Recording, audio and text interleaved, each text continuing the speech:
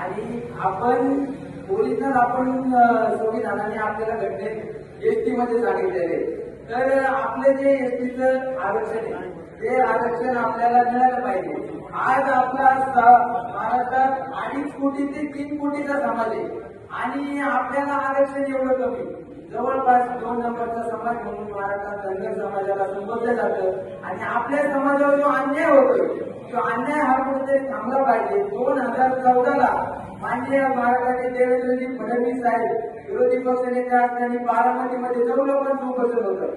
त्या उपोषणात सांगितलं होतं की आमचं सरकार येऊ द्या, तुम्हाला आम्ही कसं आरक्षण भेटत नाही ते बघतो. पहिल्या कॅबिनेटमध्ये तुम्हाला आरक्षण मिळेल. पण आतापर्यंत त्यांचं सरकार येऊन महाराष्ट्रात 11 वर्ष झालेले आहे.